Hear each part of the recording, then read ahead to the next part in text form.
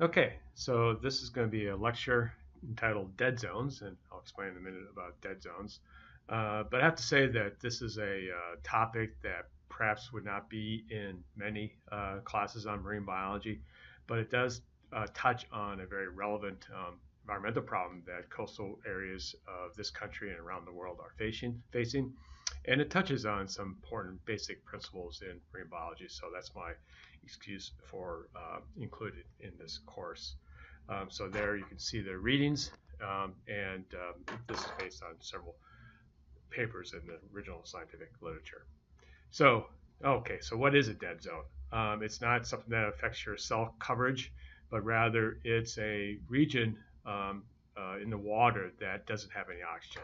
So no oxygen. So I hope, remember these terms, hypoxia and anoxia. I'll define them in a minute. The term came about in describing the condition in the Gulf of Mexico back in 1980, 1981. That's roughly when a novel by Stephen King was published called The Dead Zone. And when scientists were talking to a newspaper reporter from New Orleans about the problem, the reporter came up with that term, dead zone. And it stuck to talking about the situation in the Gulf and has been applied elsewhere around the world. So, what is hypoxia? This should be a review. Hypoxia, although perhaps I haven't given you a specific cutoff point, but hypoxia basically is usually defined as concentrations of oxygen less than 2 milligrams per liter. And anoxia is basically no oxygen at all. Here's a new term, normoxia. I'm not going to use it very much. I don't think it's worthwhile remembering. It's sometimes used in the literature. It's basically oxygen that's at normal levels. That is at saturation, which refers to when the water has as much oxygen as it can take on from the atmosphere given its temperature, salinity, and pressure. I believe I mentioned already that hypoxia and anoxia refers to the environment, whereas the terms that are used to describe the organisms or metabolisms are aerobic, that is relying on oxygen, that would include us, and anaerobic, those that are not relying on oxygen. And for some of these organisms, they're strict anaerobes, so oxygen is actually a toxin. We actually have anaerobic reactions that occur within us. In addition to what's happening in our digestive tract, which there's not any oxygen in much of that digestive process. When we exercise and we're not in shape, our muscles become sore, and that's because of the acid building up by anaerobic metabolism. Basically, a lactic acid fermentation goes on to give us the energy needed to get to the finish line. So anyway, aerobic involving oxygen, anaerobic when there's no oxygen. Um, Oxygen depends on several factors, abiotic factors, and the most important one that I want you to know about is temperature, but salinity and pressure also have an impact. So the number to remember for the saturated concentration of oxygen, that is again the concentration of oxygen in water in equilibrium with the atmosphere, is roughly 8. Roughly 8. Oxygen is also expressed in micromoles per liter. I don't have an intuitive feel for that, so I always remember the 8 milligrams per liter. But as I mentioned, it depends on temperature. That's the most important factor for this course. That is, and I hope you know this already, that oxygen decreases with increasing temperature. So there are some numbers. It also decreases with salinity as well. It actually increases with pressure, in fact that we won't really need to bother with. But for this course, temperature is the most important factor. So we can, and I mentioned this before about the role of oxygen in controlling the distribution of fish like shad. And so to put this 2% or 2 milligrams per liter in perspective, that's much lower than the optimal concentrations of oxygen for many fish. Here are 2, shad and striped bass. This general level for fish I have here as being 3 milligrams per liter. I wonder where I got that number, but suffice it to say that 2 milligrams per liter, the level for hypoxia, is really, really low. It's less than 30 or about 30% saturation. And so many fish species and many other marine organisms are very much stressed out by being in hypoxic conditions, and they definitely don't like anoxia. Remember Fungulus? Fungulus was this fish, small fish found, mummichuck found in marshes. It's famous for its ability to withstand all sorts of environmental stress, and one of them being low oxygen. So it's able to tolerate very low oxygen levels. So when we use the term dead zone, it's usually referring to areas without oxygen or low oxygen concentrations that are not so natural. But remember that there are many areas of the oceans that are naturally without oxygen. And we've talked about some of those already. We've talked about sediments that has basically very organic rich, have a very thin layer on top that has oxygen, and the rest of it doesn't have oxygen. We haven't talked about the bottom of many lakes, the hypolimnion, which also don't have oxygen, for the same reason that some of these other areas also don't have oxygen. It's because of the lack of exchange with the surface waters, and which are in contact with the atmosphere. So the Black Sea has a very large anoxic aphotic zone. The bottom part of the Black Sea doesn't have oxygen, and many estuaries also naturally don't have oxygen at certain times of the year, especially in late summer, July and August.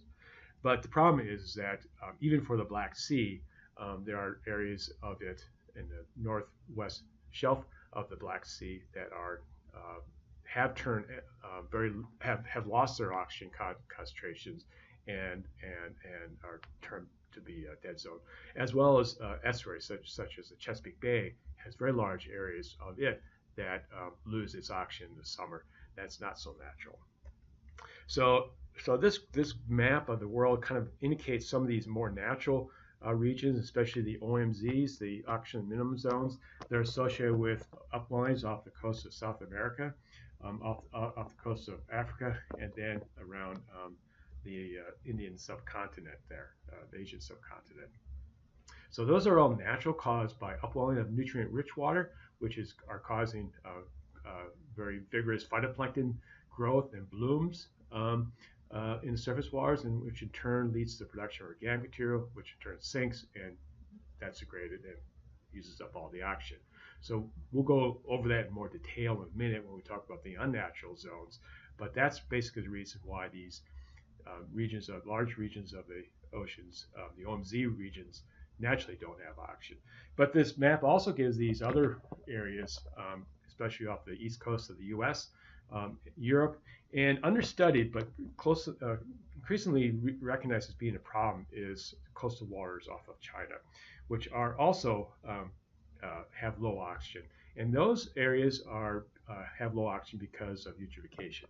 I can't remember if we've used that term before. You probably have heard about it, but I'll give a slide in a minute or two defining what I mean by that. But eutrophication basically means the input of nutrients to water that causes it's an unnatural increase in the nutrients in the water, and that causes all sorts of problems. One being the depletion of oxygen. So we again have these sites. This is actually a different story from eutrophication, especially off the east coast of the U.S. And then again in various parts of Europe, especially we'll hear a bit about the Baltic Sea. And then there are fewer dots here off of the coast of China, but that's more because of the lack of information. This is a bit old study, now 10 years old, and there's more and more work showing the coastal waters of China are also losing their oxygen. But the mother of all dead zones is the one off of Louisiana in the northern Gulf of Mexico. And so this always hits the news about what the area of this dead zone is. 2012 was a rather low area that was without oxygen or very low oxygen concentration. But this has varied on and off through the time it's been measured back, starting about 1986 or so, measured directly. And we'll see in a moment that there are indirect measures of how big this area has been over the years. But that's the mother of all, the first dead zone that was discovered back around 1980 or so.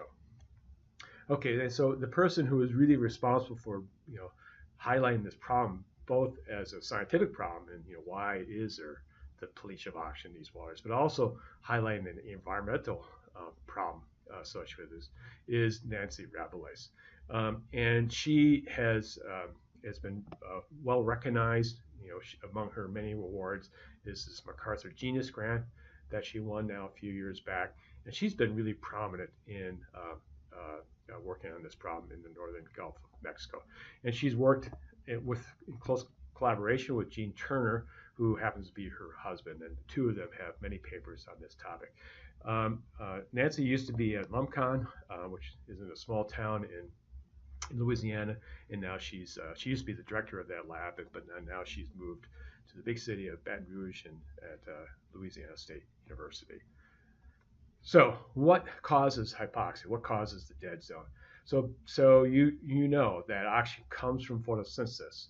All the oxygen that we breathe in and out every day comes from plants, right? And roughly half of that oxygen comes from land plants, and the other half of it comes from the phytoplankton in the oceans. So really, to talk about and the atmosphere is not quite correct. It's the photosynthesis gives the oxygen to the atmosphere. It's because of photosynthesis that we have oxygen in the atmosphere. The problem is when the use of oxygen by respiration, and we'll see in a minute by also another process, chemolithotropy, exceeds that that production by photosynthesis. That's when we have the problem and we run out of oxygen. And this is precisely what we saw before when we talked about why soft bottom sediments lose their oxygen below the surface layer. Is because the diffusion of oxygen down below that thin top layer is exceeded by its use by respiration, by all the heterotrophy that's going on, by all those bacteria and the animals gobbling up that oxygen. And so the real key in this is the fact that these dead zone waters are not mixed enough to get in contact with the atmosphere, in contact with the surface layer, where photosynthesis occurs and oxygen concentrations are normal and practicing supersaturated. So it's a combination of both the biology here, use by the heterotrophic organisms, and the physics, that is the amount of mixing and circulation with oxygen-rich waters or contact with the atmosphere. So basically 3 reasons why respiration can be high, unnaturally high. And I'm going to walk through all 3 of them. One being basically there was a time when folks just dumped in their sewage directly into receiving waters without any treatment, and so that caused a big problem. And one way in which that problem is measured is an assay called biological oxygen demand. Basically, you look at how much oxygen is used up over roughly a day. A second problem related to sewage is the oxidation of ammonium. That's a chemolithotrophic process. Talk about that. And then the third reason, and this is the biggest one, is that inorganic nutrients, eutrophication, fuels algal blooms. And these algae, the phytoplankton, make organic material that sinks and is used up by the heterotrophs. And in the process of that organic matter degradation, they use up all the oxygen. So I'm going to walk through all 3 of them now. So we encountered this problem already when we talked about the Delaware estuary. And you remember that in the Delaware back in the 40s and even in the 60s and 70s, there are very, very low oxygen concentrations just south of Philadelphia.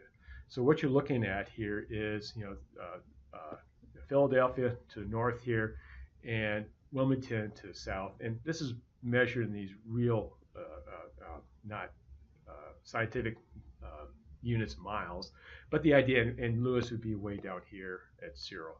But the point here is that there is this oxygen sag just mainly south of Philadelphia, the big city on the Delaware River, where for long periods of time, decades, it was impossible for fish like shad to migrate up the river to spawn, and so there was this block because of the low oxygen, and that was just basically south of Philadelphia. But as you, I hope, remember, things have gotten better. So what this shows is now oxygen plotted in micromoles per liter, and how it was high at the turn of the 19th, 20th century, decreased over time, reached a really low point right after World War II, during World War II. And then right around 1972, that's a real specific date. That's the date in which the Clean Water Act came into effect, and sewage treatment plants were built for Philadelphia and stopped the dumping of raw sewage into the river. I mean, it's just disgusting to think about it.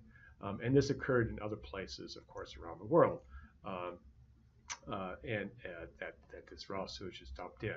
And so it had many problems for the river and the people living near the river. But of course, it stopped the migration of fish and affected many organisms, all organisms in this ecosystem. But fortunately, we built a sewage treatment plant. We got a little bit smarter, and oxygen concentrations have come back to almost normal level. So there's some success stories out there, not only in the Delaware River but other places. This is just a partial list. The Thames estuary, which of course has London on its bank, is another success story where just for billions of dollars worth of work, sewage treatment plants were put in, and that led to great improvements in oxygen in these estuaries. Okay, so that's one way in which you can get a dead zone, and that is dump in or raw sewage into a river, or eventually feeds into the estuary and ocean. But the other way is a little bit more subtle, and this is still related to sewage. But so that after you remove the organics, you can still have left over one of the nitrogenous byproducts, that is ammonium. And ammonium can be used by organisms to make energy, and in the process of doing that, they consume oxygen. And it's a process called nitrification, in which the ammonium acts as the energy source. And this is analogous to what we do, that we're using organic materials, CH2O, that's organic material, remember, as an energy source. Well, these organisms are using ammonium as an energy source. And in order to use that energy source, they have to use up oxygen as well. And so that uses up oxygen.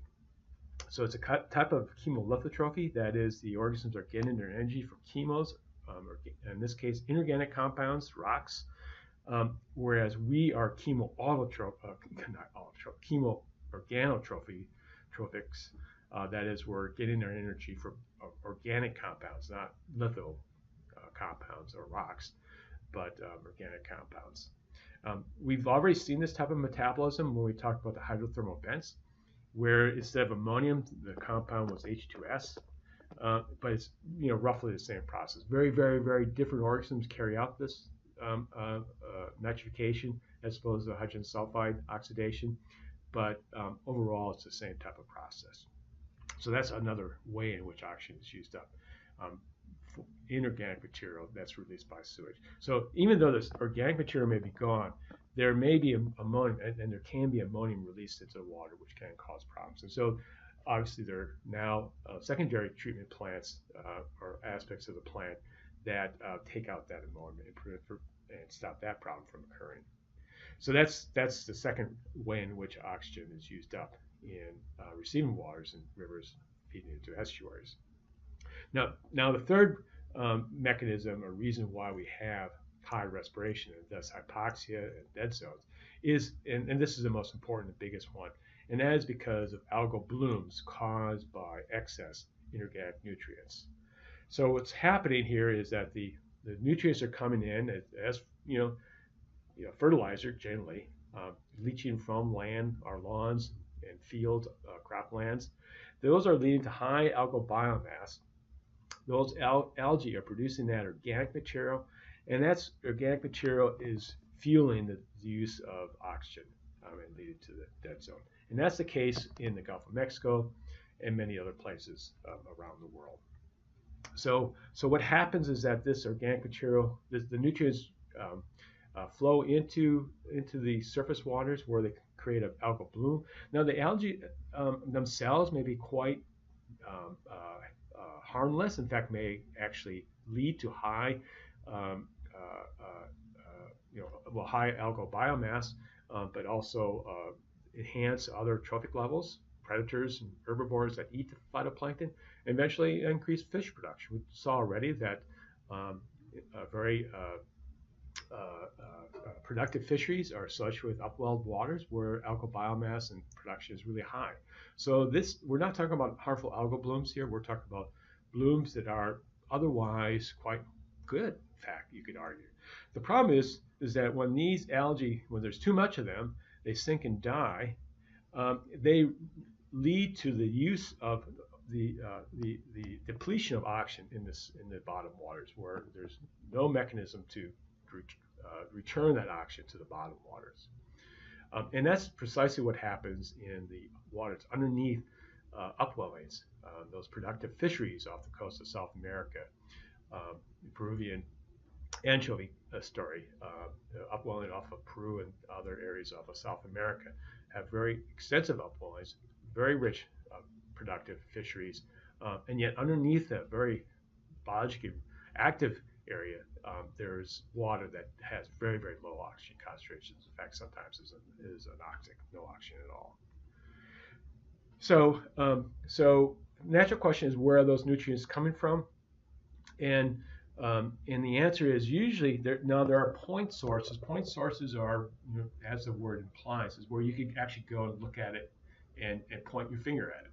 And one of the biggest ones would be sewage treatment plants. They're releasing a lot of nutrients. But it's actually turns out, and here's sewage. It's not a non-trivial part of the whole story.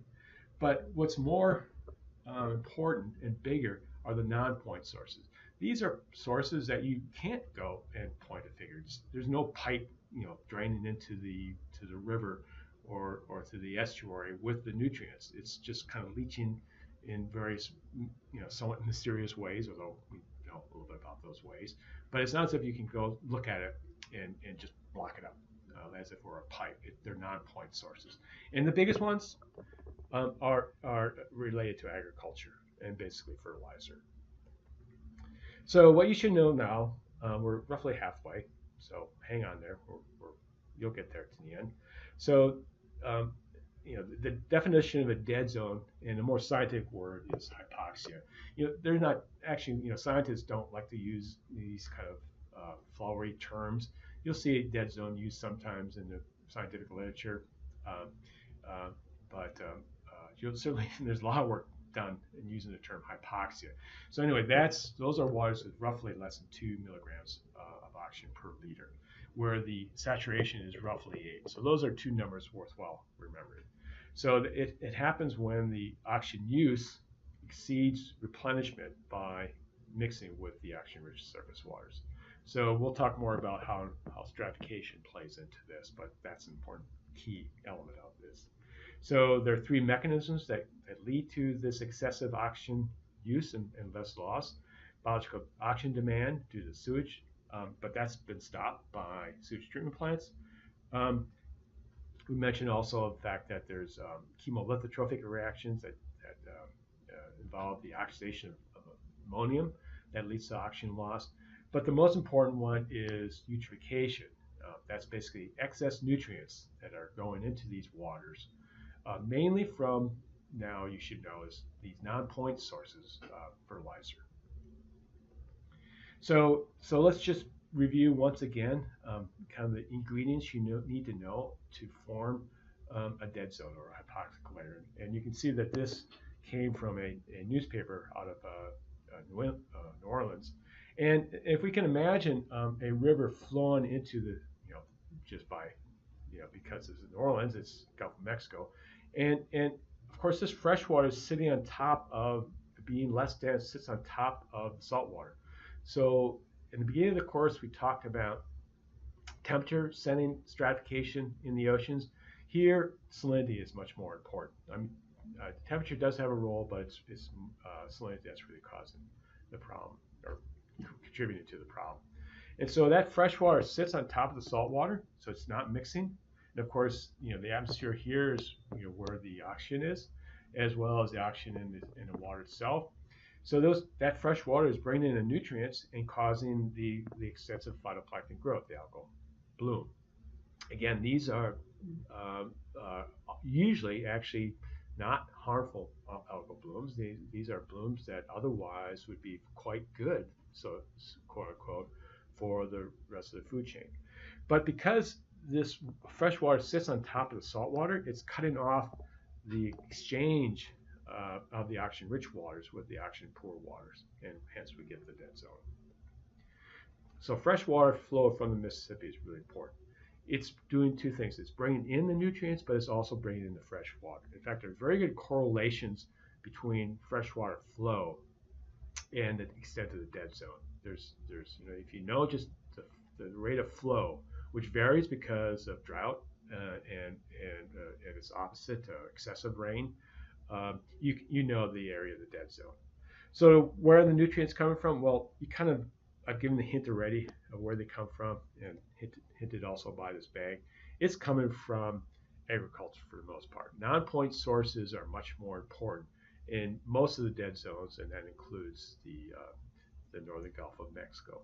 And so you can appreciate why that's the case for the Gulf of Mexico, because if you look at a map of the drainage basin for the river, it includes some of the richest farmland, not only in the U.S. but in the world. The Corn Belt is situated right, centered in Iowa and all the other states in the middle of the country. And the river drains something like, I can't remember the number, about 30 different states and even a couple provinces in Canada. So it's a huge area. And not only is it a huge area, but as I've mentioned, it drains some of the richest farmland in the world. And those farms and agricultural places are using a lot of fertilizer. And so that's really what's causing it. And where does that all go? It all ends up here in the northern Gulf of Mexico, where we see the problem with low oxygen. So here's just a map showing some actual data. This is the type of map you see for these data, where the red color is the very low oxygen concentrations. You can see some of these areas have basically no oxygen at all. And notice it's all to the west of the Mississippi, and it's because of the circulation and basically the topography of the northern Gulf here. There's very deeper waters here, and you don't have as much of a problem. And the water in the Mississippi River kind of makes a right-hand turn there as it comes out of Louisiana. So the monitoring, the long-term monitoring started about, you can see there, 1985. There were some sporadic studies done in the 1970s, even earlier than that. Some actually done by oil companies because of their environmental assessments that they had to make. But those reports were kind of buried away, and not really, oil companies, weren't interested in that. And so nothing was really done about it until Nancy Rabelais started her work in about 1985, 1986. So the question is, what happened before that time? I mentioned that there were these scattered reports, but what happened, back in the early part of the 20th century?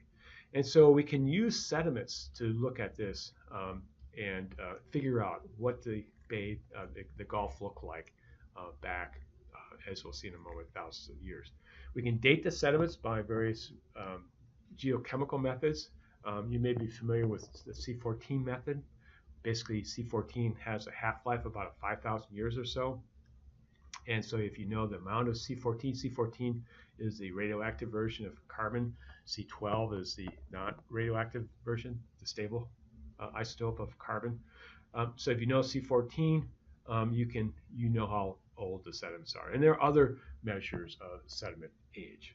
So you know that, and then you have to have some way in which you can look at what the oxygen was when that sediment was at the surface.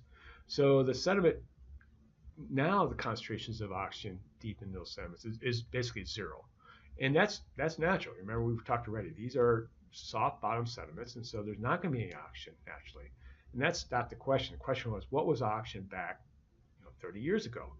And so we can, so how do we look at that? Well, there are these proxies, that is indirect measures of the oxygen levels back 30, 40 years ago. And there are various ways that you can do that.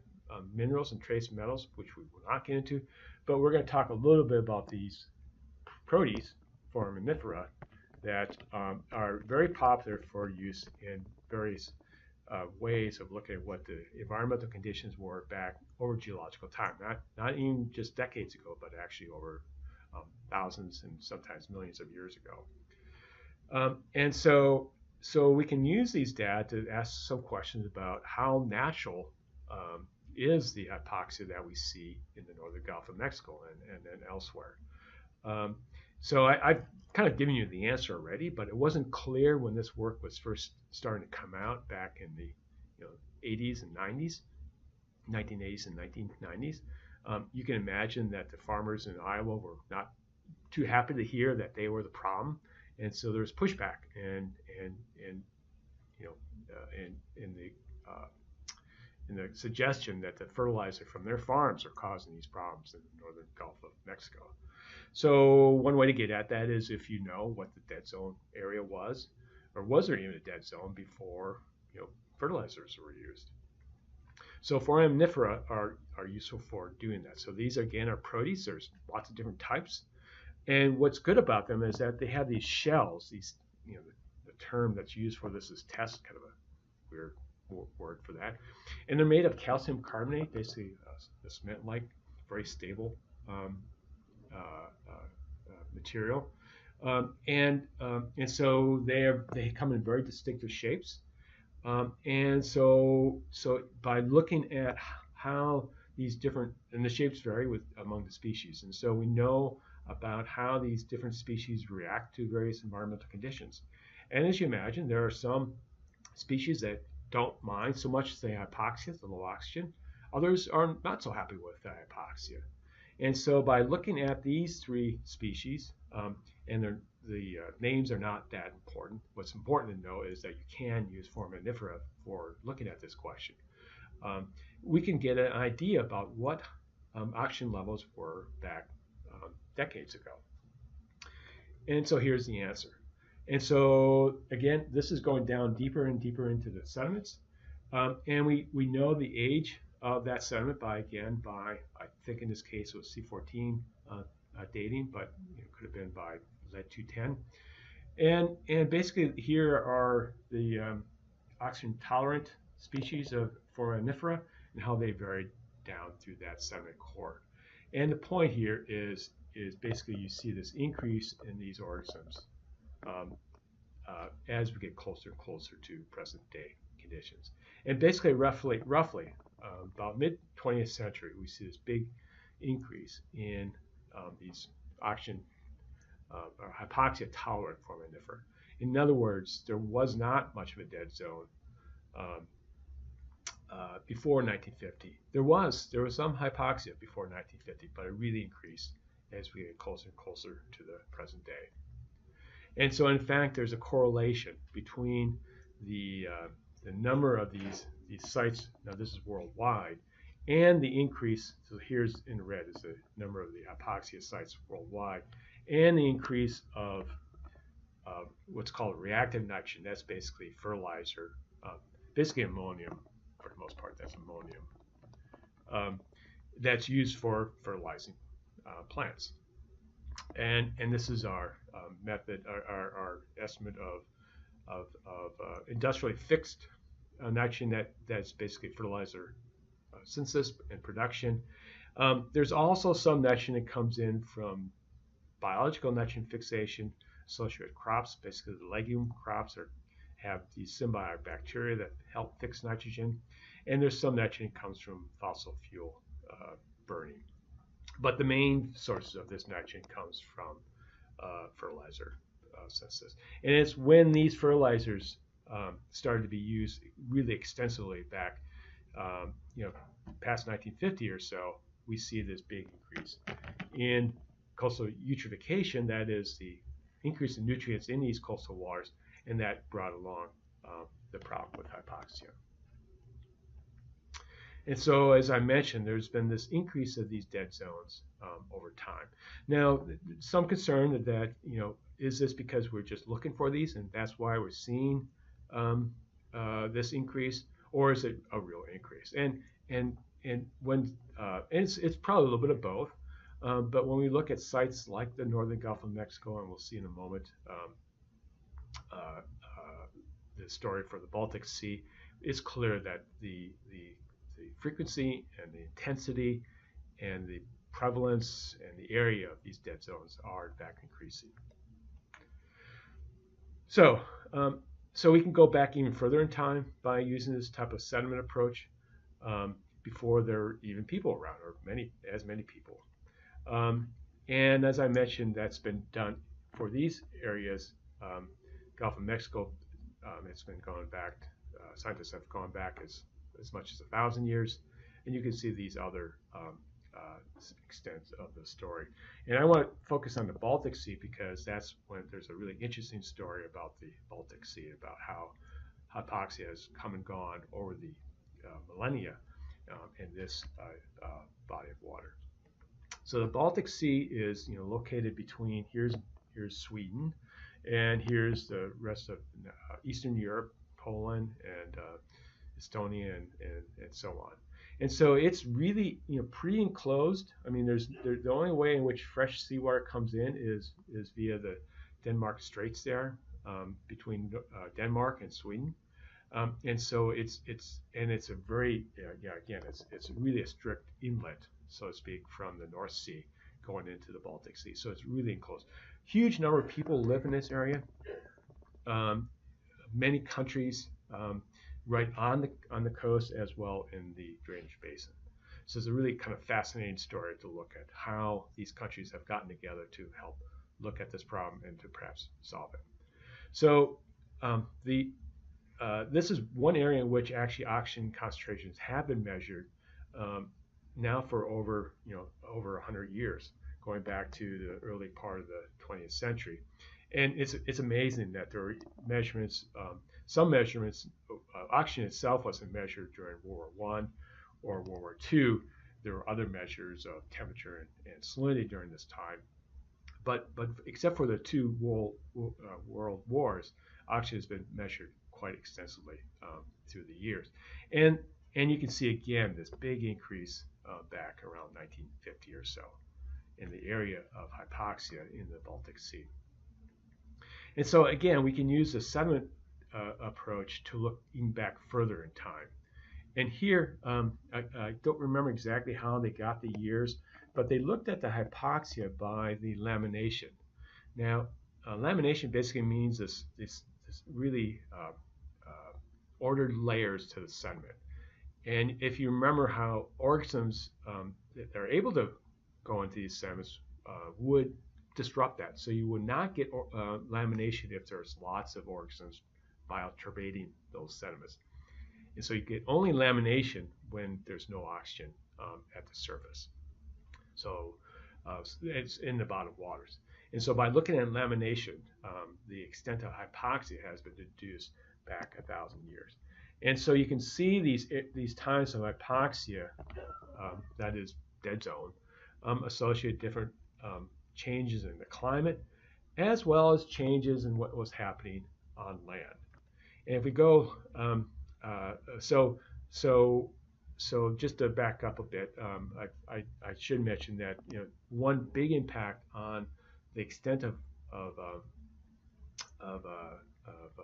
hypoxia in the Baltic Sea is not the introduction of fresh water, but it may seem paradoxical or counterintuitive or confusing at the very least, that actually is the injection of salt water in the Baltic Sea that causes more stratification.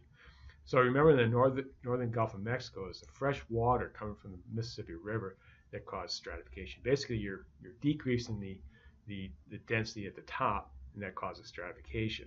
Here, it's just the opposite. You're actually increasing stratification because by increasing salt at the bottom, and that has basically the same impact of increasing the stratification. And when you have more stratification, less mixing between the top and the bottom, you have more problems with the oxygen being depleted.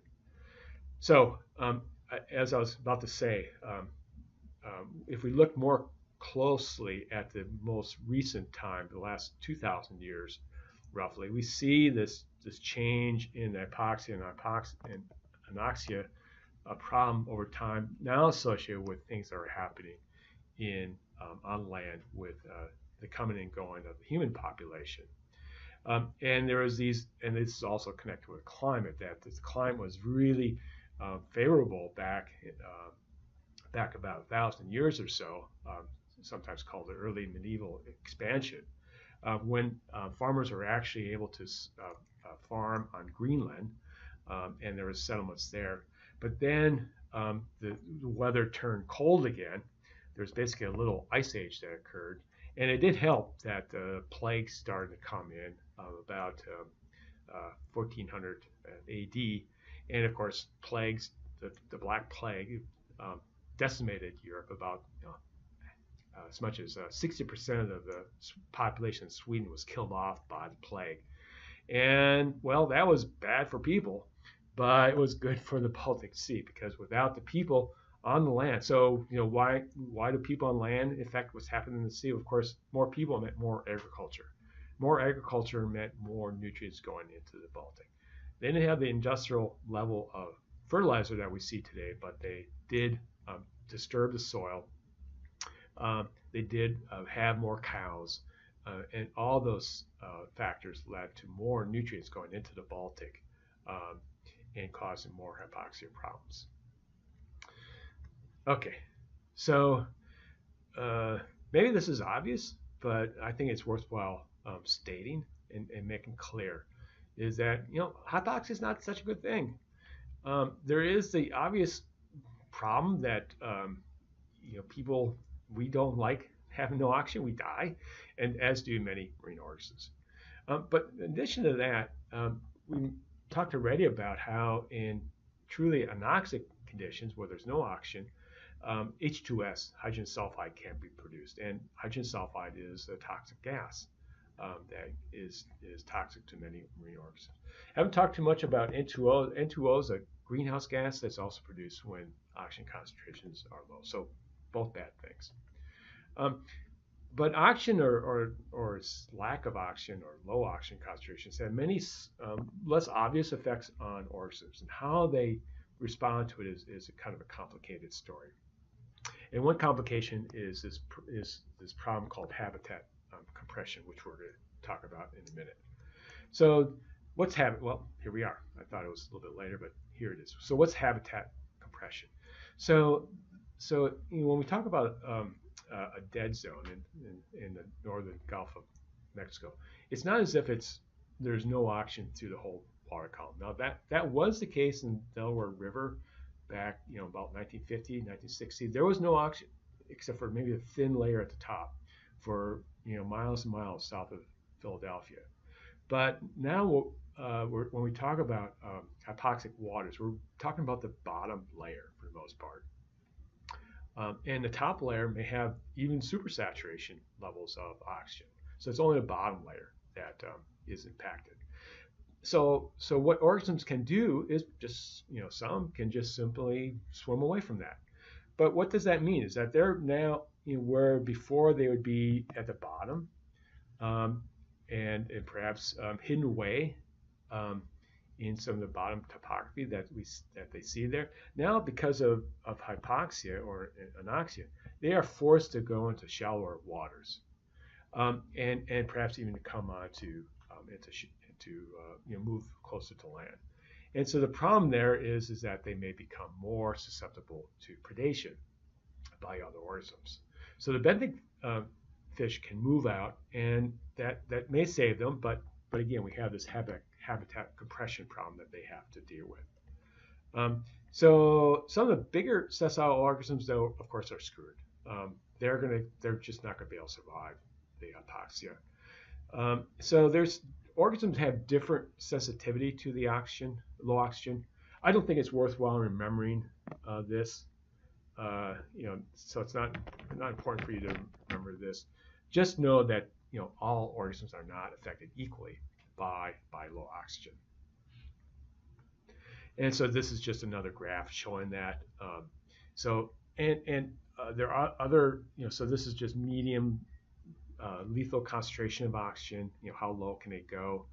And basically, again, lumps all these data together for the different types of organisms. And again, it gets across these two are related: the lethal concentration and how long these organisms can survive in these low oxygen conditions.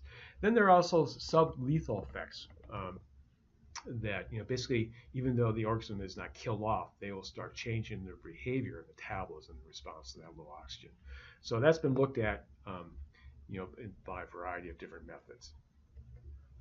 So the point here is the organisms are affected even when the oxygen does not get as low as hypoxia levels, that is 2 milligrams per liter. So just as an example, so that varies again quite a bit. So cancer is a crab. Levels that are just not a little bit touch less than saturation levels may affect this crab. Chrysostera virginica, that's the oyster. You can see it can actually survive without any oxygen. Not forever, but it can survive a long time without any oxygen. And then we have these sublethal effects. Cod, again, even 10.2 is higher than what I said, a number that you should remember. So it must be much lower temperatures, and so the oxygen concentration is much higher. And the point is that they increase their ventilation. So we'll talk next week about what that is, or we'll talk on Thursday, I guess, about what that is. Basically, they're increasing their beating of their gills to increase water passing their gills to get more oxygen out of it. Burrowing shrimp, much lower levels of oxygen are needed to get them to shift their metabolism to anaerobic versions that allows them to gain some energy to survive. And then again, the lethal time also varies quite a bit. So again, some organisms like flounder, it's amazing that they can survive 23 minutes, but being a benthic dwelling fish, that bottom feeding fish, they would have to survive some levels of hypoxia. But then you have on the other extreme bivalves that can go long periods of time without any oxygen. You would think that hypoxia would be bad for fisheries, but in fact, it's been hard to show that there's been any impact. And I think it's interesting to think about why that's the case. So first of all, again, modal fish, that is mainly all fish. Some of these bottom-dwelling fish can't go that far. But many of them can avoid hypoxia just by swimming out, although they may go into other places where they're more susceptible to predation. In fact, sometimes hypoxia can increase the landing of fisheries because it concentrates the fish for the fishermen to catch. So not necessarily so good. So it's a complication for looking at the effect of hypoxia on fish landings. And so another problem is we'll talk more about this in a week or so, is that many fish are being fished too much. And so you have that problem on top of this other problem caused by the weak by hypoxia. And then we have this confounding effect that although eutrophication leads to hypoxia, which is not good for fish, it also leads to higher rates of prime production, which can be good for fish. And in fact, that's what's shown in this model of various types of fish here. You see fish, croakers, and menhaden, and so on. And where the study looked at the effect of the enrichment on, that is prime production, on the fisheries versus prime production increases plus hypoxia versus a kind of control, which is no forcing here at all. And you can see that sometimes the enrichment effect had the biggest impact, and the hypoxia just reduced that impact. And there are even sometimes when there's basically no difference at all between the two. So the message here is that the stimulation of prime production by the nutrients, by eutrophication, at the minimum confounds the impacts of looking at hypoxia. And so the lack of oxygen by itself would have a negative impact on the fisheries. It can be outweighed, or at least partially outweighed, by the fact that prime production is stimulated by the increased nutrients. And then still another impact is that hypoxia affects the food web interactions, and it may affect your enemy, that is the organism that's predating on you, more so than it affects you. And that's what this experiment or field study was examining. So the solid is without any predators, and then the open symbols are with the predators. And on the y-axis, basically you have increasing hypoxia. And you can see that actually in some places you can see here that there's actually, often it just go the simplest cases where you have basically more hypoxia in August here, regardless of with or without the predator, you have less survivorship. And on the y-axis is survivorship, how well these animals are able to survive the conditions.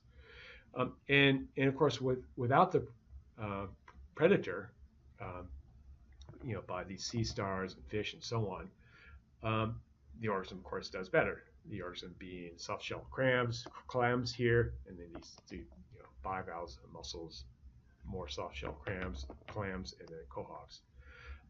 So without the predator, of course, these organisms do better.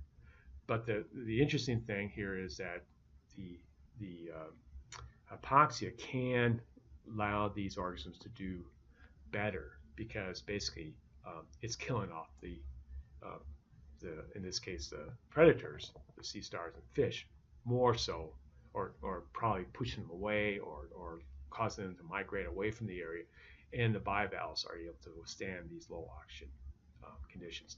So again, it's a case where it may seem bad, but and it's not good for these organisms. But what is good about them is that they're getting being subjected to less predation. So, and I think this is close to being the final observation, is that I've emphasized already that eutrophication can lead to quote-unquote normal phytoplankton blooms, in the sense that the algae making up these blooms are good, quote-unquote, that are perfectly fine for supporting the food web. They don't have any toxic effects on the organisms around them. They still produce organic material that leads to overuse of the oxygen and oxygen depletion, and thus causing the problems that we see with fish kills. However, there are, of course, some algal blooms that are not so good. These are the harmful algal blooms. And I heard that there's still a problem off the coast of Florida with the red tide bloom that's occurring there. And that's a case of hypoxia not being caused by a normal phytoplankton bloom, but rather by the harmful algal blooms. Now, you can have these blooms, harmful algal blooms, and this is the case off the coast of Florida, without any hypoxia. The bloom itself is a problem. But of course, you can also have these blooms and have the additional whammy of losing out on oxygen. And so some of the HAB species include dinoflagellates, that's the red tide. There are also brown tides. And there's some cyanobacteria causing problems, although that's less so in marine waters. Cyanobacteria can cause problems in lakes and reservoirs. More in the oceans are problems caused by red tides. And the brown tides include these organisms you can see there.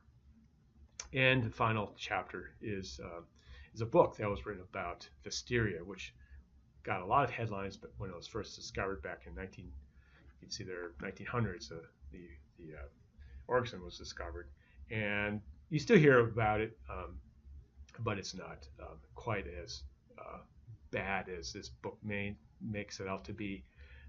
But of course, harmful algal blooms are a problem, an increasing problem that's occurring around this country and elsewhere. But also, I want to emphasize that even normal phytoplankton blooms can cause problems. So I think that's it for today, and I hope you learned a little bit about hypoxia problems, and now understand what the dead zone is all about.